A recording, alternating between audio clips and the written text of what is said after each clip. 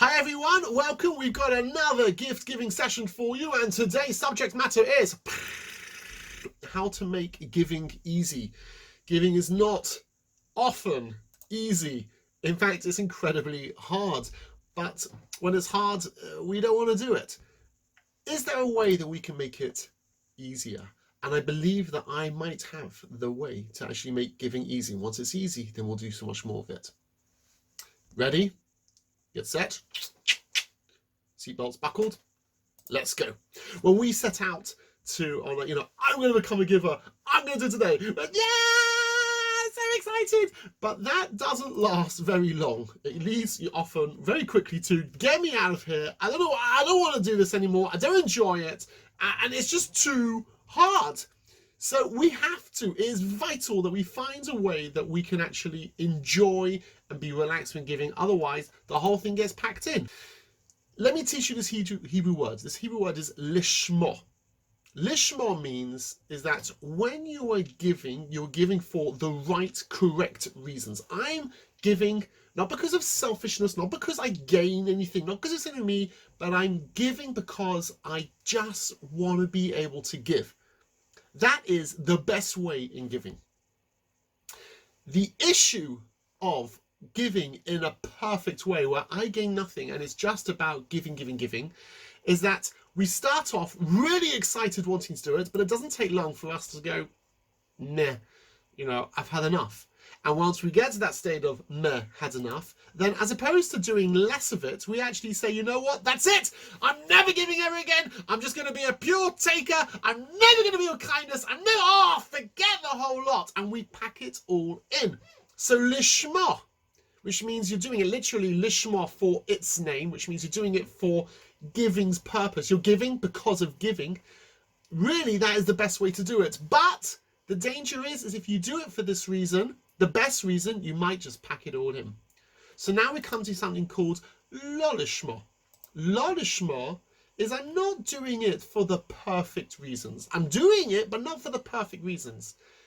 So concerning giving, I'm giving, but not because I'm just thinking about others, but also because I'm thinking about myself. What do I gain in it?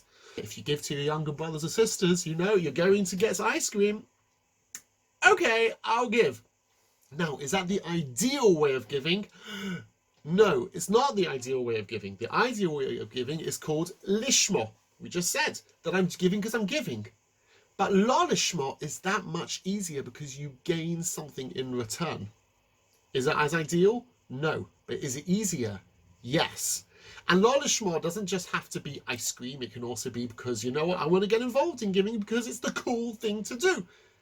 It could also be that you want to give because you get honor from other people. It's not always ice cream. When you have what's in it for me, then it kind of makes this burden of giving easier. Because giving is heavy. It's like a heavy elephant. But when you now focus on lo lishma, that, hey, if I give this, I'm going to feel great. If I give, then people are going to see me as a good person. If I give, then I'm going to treat myself. When you focus on that, it makes the burden easier and it makes it easier for you to be able to give. And therefore, I think we need to have this dial. On the one side, we have lishma, and on the other side, we have lo lishma. On the one side, we have doing the mitzvah for the ideal reasons, and on the other side, we're having doing the mitzvah, but not for the ideal reasons. And given a choice between giving for the wrong reasons or not giving at all, what's better? Giving for the wrong reasons. Do the actions. And therefore, with this diet, it seems to be that the harder it is, the more you have to focus on what's in it for me. Once you're actually able to do it, then don't focus about the ice cream. Don't focus about what's in it for me, but do it because it's the right thing to do. I want to show you this clip over here. Now, there's so many things you can take out of this clip from MasterChef, but this is what I want to be able to take out of it. Notice what one person does when they give, and notice about what they say. I won't give any more away. Let's watch the clip together. It began with a nationwide search for the best home cooks in America, all chasing the same dream. But only a handful made it into the MasterChef kitchen, where their culinary skills were challenged like never before. Go! Hands on deck! Speed up, everybody! All with the dream of winning $250,000. their own cookbook, and the coveted title of Master Chef. Of course I want the cheese. I'm Italian. I'm so close to the title. There is no space for mistake. The most challenging aspect is going to actually be taking the crab and making it into a stunning entree. Because it is a hero in itself. It doesn't need very much. I've never touched Kobe beef, but it's something so simple that you don't have to do a lot to. You don't have to mask it. So everything rides on this one dish. Like, everything. All of you, you each have 60 minutes to make one dish good enough to secure your spot in the finale. Your 60 minutes starts now.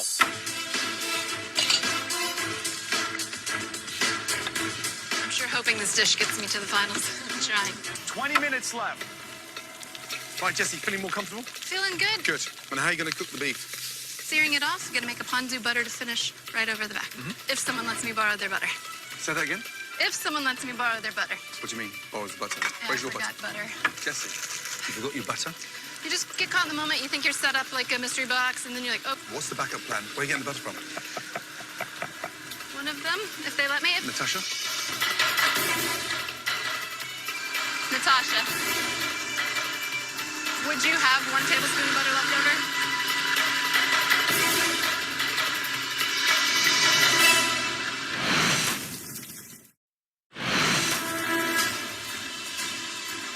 Natasha, would you have 1 tablespoon of butter left over?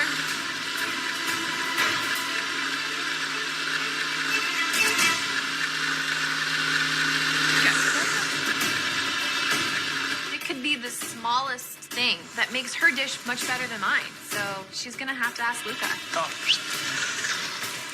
Thank you, Luca. I appreciate that. Even though Natasha has 3 sticks of butter at her station she's not touching, Luca comes through because Luca is the nicer of the two. Did Jesse ask Natasha if she can have some butter? What did she say? No? She's so hardcore. And then Luca threw her a stick of butter. That's what he threw at her? That's what he threw at her. Maybe he just threw away $250,000. I don't think that a piece of butter is gonna make her dish stand out that much. If it does, good for her. I'm going home. Tomorrow I can still look at myself in the mirror. Know what I mean? I'm a good guy. Forget about it. Coming up to your last 5 minutes. Whew. Right. So let's look at this character, Luca. Luca, who comes through and gives a stick of butter to a competitor, which could mean he loses $250,000. How does Luca give the stick of butter? How can he do that? That must be a kind of hard thing to do, considering that you could lose out on a lot of money and winning the competition. So I think that what Luca's done over here is that he's worked with that scale. He wants to do the right thing. Why does Luca want to give the stick of butter? Because I want to give the stick of butter because it's the right thing to do.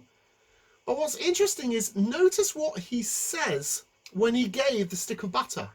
He could say, you know what? If it means I lose $250,000, I lose $250,000. It's the right thing to do.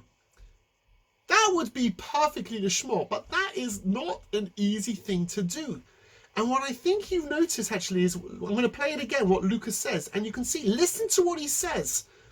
How he's using lolishma, non-altruism. He's using actually what's in it for me to be able to help him to ultimately do the right thing. Let's watch that clip again, just the ending. I don't think that a piece of butter is gonna make her dish stand out that much. If it does, good for her. I'm going home. Tomorrow I can still look at myself in the mirror. Know what I mean? I'm a good guy. Forget about it. So I don't think a stick of butter is going to make much of a difference. Why does he say that? Because if it does, he's going to be in real trouble. And therefore, he helps it. He uses that psychology to help him to get through to actually help her. And then he says, and you know what? And even if it does, fine, I can now look at myself in the mirror. I want to be able to live with myself. So when it comes to Luca, is the reason why he's giving the stick of butter is because I want to be a hero. I want to be able to give, it really makes no difference whatsoever? Or is it because he wants to do the right thing, but it's hard to become a giver, and therefore he uses the dial of lolishma. He turns on the dial of what's in it for me to help him through to give. I think it's the latter. I think that ultimately he wants to do the right thing. Why? Because it's the right thing. He wants to give because he wants to give. But it's hard, and therefore he tells himself, it's just a stick of butter. And hey, you know what's important? That I can actually live with myself the next day. This concept is of growing, of the dial from lolishma all the way up to lishma, is kind of the analogy of a ladder. Now, when we have a ladder, you start on the bottom rungs. When you start off in life, when you start off with a new challenge, with a new way of giving, you ask, what's in it for me? Ice cream. And then you move yourself up to more subtly, you know, I don't need the ice cream anymore. I can still give, but I still need something for me. And you move up higher and higher and higher. And as you keep on moving up this ladder, more and more you get yourself to the level of lishma, where I don't need this anymore. I don't need to ask what's in it for me, but I can do it for the right reason. We start at the bottom and we move our way all the way up to the top. And actually, Maimonides, Rambam, he actually tells us this. He talks about that when we're children, how do we first of all start beginning the process of doing the right thing? He says the first thing we do is you give children sweets. Again, whether about the dentist, which gives sweets or other nuts or whatever, or not, you know, give a carrot instead. But he says you start off with sweets and then you develop it. Once you have the sweets, you can go to something more subtle, clothes onto money. Money, you don't need now any physicality. You don't need money, onto honor. And then you move further on, onto honor, moving on to fear, onto love, and then you're doing it because it's the right thing to do. And he's got a whole list going all the way up, starting from what's in it for me, selfish, a bit less selfish, a bit less selfish, less, lolishma to lishma, doing it for the right reasons. We know the story that Yaakov dreamt of a ladder. Says Rav Dessler, why was Yaakov dreaming of a ladder with the angels going up and the angels going down?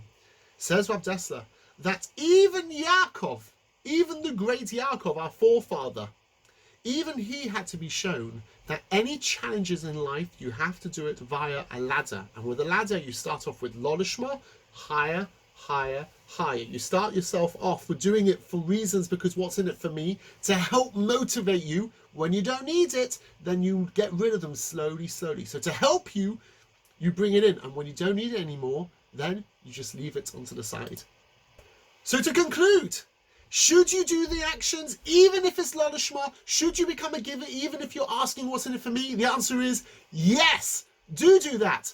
Make it easy for yourself. When you don't need it anymore, turn on that dial. Start becoming more altruistic. Start doing it more because I care about other people. But either way, be great, be a giver, and we'll see you in the next session.